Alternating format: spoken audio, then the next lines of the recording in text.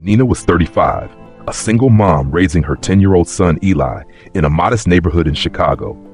Despite the gray skies of her daily routine, she radiated beauty, both in appearance and in spirit.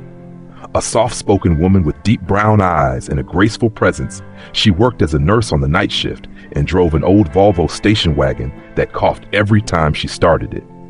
One stormy night, after her shift ended at 2 a.m., Nina spotted a man slumped on the side of the highway, soaking wet, barely conscious and shivering.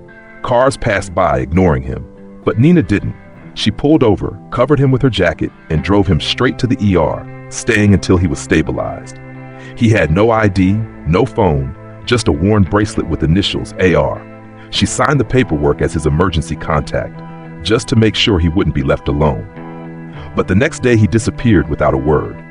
No one ever came looking for him, and for years Nina never mentioned it again. 5 years passed. Nina now worked at a private clinic and was doing a little better financially. Eli had just received a scholarship to a prestigious school. Things were finally looking up, until one day she received a letter.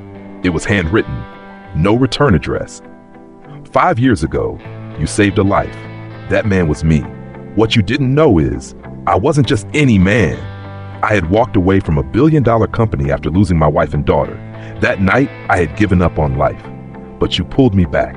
I've rebuilt since then, quietly, and now I want to return the favor. If you accept, go to the cafe on 5th and Pearl this Friday at 5 p.m. Come as you are.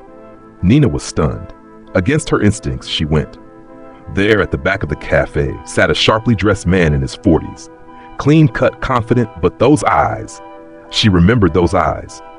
Thank you, he said, for saving me before I remembered who I was. His name was Adrian Reyes, founder of a global tech firm, philanthropist, and now deeply indebted to the woman who had pulled him from the edge. He didn't want a relationship. He didn't want headlines. He wanted to give her the freedom she never had. That week, a trust fund was opened in Eli's name. Her mortgage was paid off. A brand new white Tesla was delivered to her driveway. But more than all of that, Adrian gave her something else, a foundation in her name, the Eli Project, to support single mothers working night shifts. When asked why, Adrian replied, because she believed one life mattered at 2 a.m. And now I want the world to believe hers does too.